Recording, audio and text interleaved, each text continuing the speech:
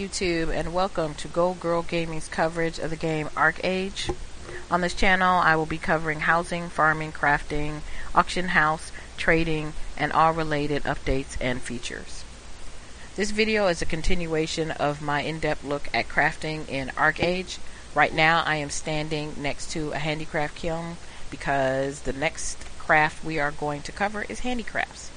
Handicrafts is a very all over the board type of crafting profession. You can craft in it some of everything, so let's get started. First up are fishing rods. The first fishing rod that you can craft is a wood fishing rod and requires no handicraft proficiency in order to craft. The rest of them do, and the rest of them are all metal. Fishing rods have expiration dates once you unwrap them, so be prepared to use them once you unwrap them. Also, fishing rods have 4 components, as you can see: a frame, a hook, a fishing line, and a reel. Not all of these will be made using the handicraft kiln. The hook will, but the frames aren't. The frames are made, the wood frame is made under carpentry. The metal frames, I believe, are made under either machining or metalwork. The basic fishing line I know is made with the loom, and probably the one for steel is also, the metal ones are probably also made with the loom. And then the wood reel, I believe, is carpentry. Yep, says it so right there. And then the steel ones, or the metal ones rather, are made under machining. And then I'm going to check real quick. That's basic fishing line. Reinforced fishing line. Yeah, it's still the loom. So that's how the fishing poles work. Also keep in mind that just because you can make it doesn't mean that you can use it, because the fishing rods have different levels of proficiency in fishing in order to be able to use them. As you can see here, the steel fishing rod requires 10,000 of proficiency to use, while the Arche fishing rod requires 50,000 proficiency to use. Also note, as I said before, that they have expiration dates. Your Arche fishing rod will last you 30 days, while your bamboo fishing rod will only last you 3.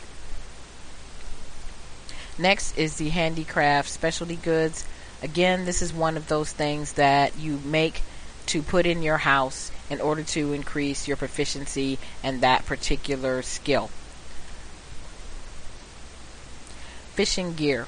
There are 2 kinds, the sharp fishing hook and the crafted fishing hook. So there you go. The handicraft supplies, these, with the exception of the trinket egg, are basically things that you make in order to craft something else.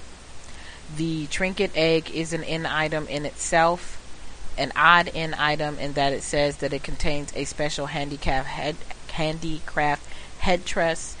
What the headdress looks like or does, we'll have to make it and see. Luna gems are like the Luna drops or the Luna frost in that it boosts a particular stat. In this case, the strongbow will increase your melee, the sharp shot will increase melee attack, the sharp shot will increase your range attack, the apex your magic attack, and the salvation your healing power. This is the next tier. The buffet, the marksman, the extreme, and the aid, those are the next tier up. However, unlike some of the other professions, these do not require you to cannibalize the previous item in order to make it. So since, at least in this case, between the strong blow and the buffet, it requires the same amount of materials. The only drawback, and no crafting handicraft skill proficiency, the only drawback is the only way you can get the fire lunarite is through coin purse drops. So that can be a little time consuming to try and get. Lutes and flutes are considered weapons in this game, so in order to craft them you will need the so far elusive Sunlight Arche. It has been reported by the game developers that they, or at least Tryon, that they have increased the sunlight arceum drops. I have not had a chance to test that in open beta, so we will find out in go live if that indeed has been the case. Necklaces, rings, and earrings are all jewelry. The jewelry in this game is not a drop that I've ever gotten during times of questing or roaming around in the world. Never got it off a coin purse or anything like that.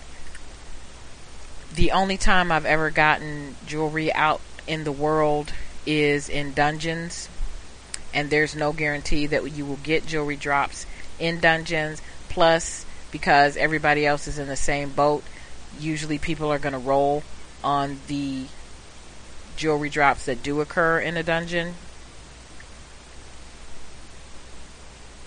The other thing about jewelry in this game is that, yes, just like some of the other professions, you have to cannibalize the previous item in the tier to make the next item in the tier.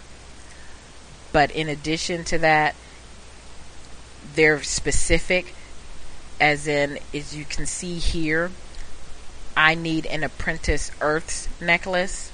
So if I happen to make an Apprentice Fire necklace, which I have done, guess I can't make it. If somebody knows that not to be the case, please let me know down below. Also, all of these items come sealed, so you have no idea what you're getting. You could be a magic user hoping to get a necklace with intelligence on it, and you get a necklace with strength on it. So those are my frustrations with jewelry crafting. I'm still planning on doing it, but I'm not as excited about it now that I've actually done it in alpha as I was when I first started trying to do it. Contraptions. There are several contraptions, as you can see, that you can make. The sextant is basically used for determining what your position is in the water. I actually intended on making, it may work on land. I mean, it's not specific, but I know in real life that's what sextants, I believe, were used for. They were used in determining where you were by the stars in the sky while you were like in the open water. I actually in alpha had bought the design. I had the mats. I have no idea. I forgot about it. That's why I didn't make it. So I'm definitely going to make it, go live, and when I do, I'll do a video on it. The bamboo trap, you got to see these in my farming video because I visited an aqua farm that had the bamboo trap on it.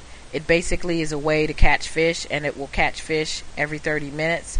The traps can be damaged, and if they are damaged, they can also be destroyed by the fish, of course, thrashing around. The damaged traps can be replaced with more bamboo, otherwise you make some more. As you can see, there's no proficiency, and the mats are fairly low. The 10 bamboo stalks is basically one bamboo tree. Portable phonograph. This is another thing that I intended to make in alpha, just didn't get around to it. I'm curious to know because, as you can see, it's portable, so it's shown as a trade pack. And I have seen somebody walk around with one of these in game. I'm curious, however, if you put it down, will it still play, or do you actually have to carry it around in order for it to play? Because it would definitely be something I would want to just put in my house. Flirtatious Flower. This is something I also want to craft, particularly seeing, I just didn't know it existed. I didn't really look at the contraptions because I was too busy being focused on jewelry when I was looking at handicrafts. So, being that the only mats for this is 10 roses, and I used to grow roses like crazy in alpha, I'm definitely going to grow some roses and use it on one of my guild mates, and when I do, I will definitely make a video of it because I want to see what happens when you do. If it's something funny, I'll even post it. The smoke bead I know is used for bees. When you have, as you can see below, there's an acorn beehive. So the smoke bead is used to emit smoke to calm the bees in the beehive. I plan on making a beehive, so I plan on making a smoke bead as well and see how well it works. And of course, here is the Acorn Beehive. You use it to make honey. I definitely want to make some honey, partly so that I can use it in cooking, and then there's other things that you use honey for in the game as well. The Blossom Blade is to me, it's an oddity. It's used with a cloth form to repair top hats. I don't wear top hats, so I don't plan on making it, but if like one of my guildmates wanted me to make one for them, I would. Next up is storage chest. In my opinion, these are a bit of a ripoff. First of all, you need 10,000 proficiency in handicrafts in order to make the small one and the basic one, and 20,000 proficiency in order to make the superior storage chest. In addition to that, the mats to make these are pretty steep. You need fine lumber, which takes the small seed oil, which requires some not the easiest to obtain mats in the world. And then you also need the emulsified oil. Again, it has a material in it, the crystal stabilizer, not the easiest thing to get, and that you have to run a trade pack over to the other side in order to get it. The small seed oil is the same deal. So that's what you need in order to make these two. And after you go through all the effort of leveling your handicraft skill in order to make it, and then getting the mats, including the design from Mirage Isle in order to make it, you get a storage chest that has 10 slots in it. Or if you hold out and make the superior storage chest, you can get 20. They sell a 50 slot storage chest in the cash shop, and that's what I buy. I don't even bother.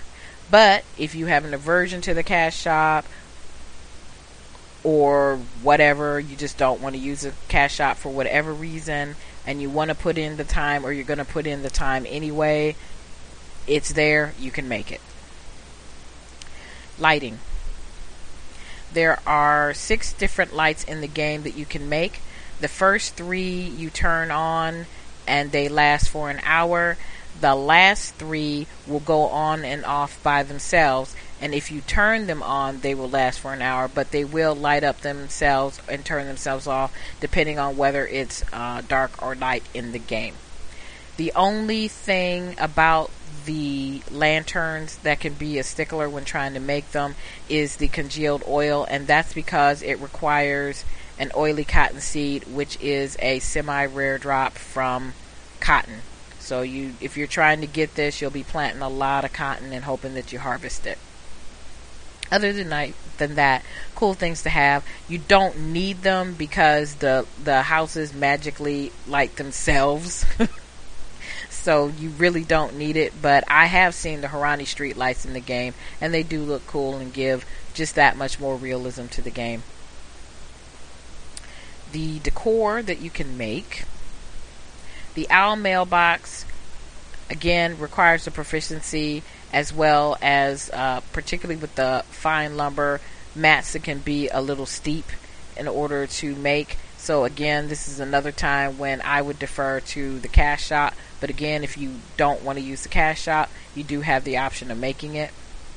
Also, the tutoring cushions, there are 4 different kinds. These are to learn a foreign language. And then the frame butterflies. So it's really not a decor item in my opinion, but it's under decor, so whatever. And then the frame butterflies is a decor item. If anybody knows how you get these butterflies, leave a comment down below. And that's it for handicrafts. So we will have to continue on with our look in crafting in the next video, because this one is quite long. Please like and subscribe, and we'll see you in the next video. Thank you for watching.